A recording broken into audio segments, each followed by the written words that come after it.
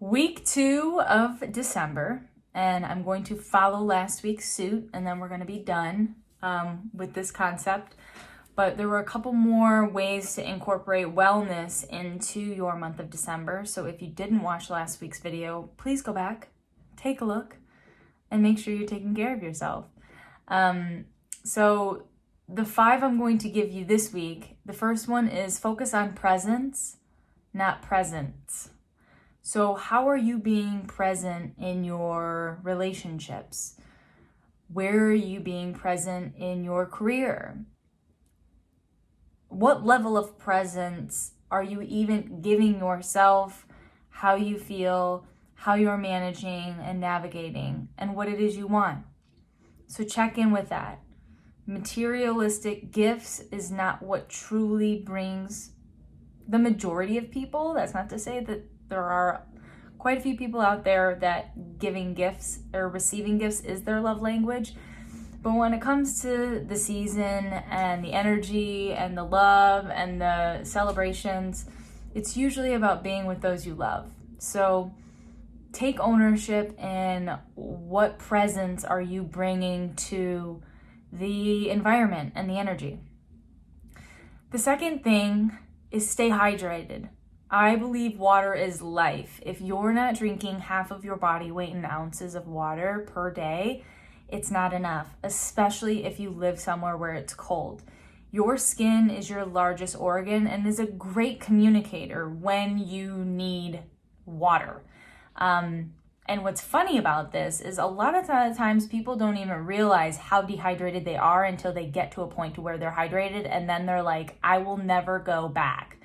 So half of your body weight in ounces of water a day. If you need to, chug a glass before you even get up out of bed. Another hack is to drink a good 8 to 10 ounces of water before you start each meal. That will also help you eat less because your belly will be full of water and processing the food. Or put flavor in it, like lemon, ginger, lime. And no, where you may not be used to drinking water, you're going to naturally go to the bathroom more often for the first 3 to 4 days because your body doesn't know what to do with it. But after like the 3rd or 4th day, I promise, your body will start putting it in your muscle, in your skin, in your hair, in your GI tract, and you will thank me. So not only drinking your water, but also putting lotion on too on a regular basis. The third thing is to unplug, to have no technology for the first 15 minutes of your day and the last 15 minutes.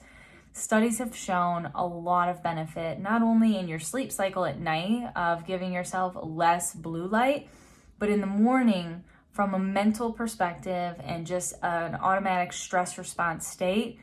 By staying unplugged in the morning, you benefit yourself by being able to create more intention and clarity on how you're feeling, how your day is going to flow, and it just puts you into a space where you're not distracted and then lagging. Allows and breeds intention, essentially. The 4th is conduct a yearly review. I don't find enough people recap their year and kind of look at what went well, what didn't go well. There's a lot that's happened over the last 300 days or 330 days. So pay attention and recollect those things. What did you like? What did you not like? What are you looking forward to next year? What are your goals? Which then leads me into the last one, is to pick a habit. And in picking the habit, I want you to choose a new one to implement and choose a bad one or a habit that you want to lose. Oftentimes, the number one mistake we use when we're trying to create change is we input. We want to start adding all these things to our plates without ever getting rid of something. So that's what's so helpful about conducting the yearly review as well. Like, how did this last year go? But then also, what do I want the next year to be? Do I want to travel each quarter? Do I want to schedule this or that? Do I want to change my investments up? Like, what who do you want to be and how do you want to show up in all facets of your life? And then to keep it simple with the habits, it's like, what is a habit you want to add to your day? And then what is a habit you would be better if you kind of lost it or got rid of it?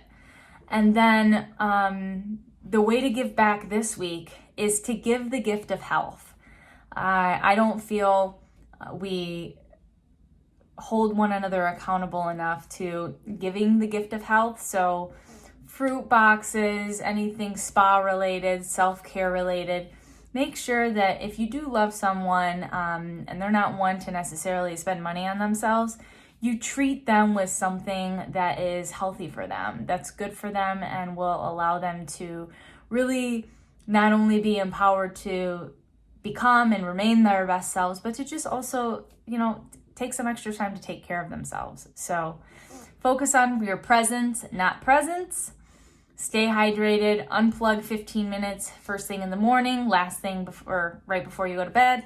Conduct a yearly review and then choose a habit or pick a habit, add one, drop one, be done, and give the gift of health. So thanks for watching. I hope you're having a wonderful week.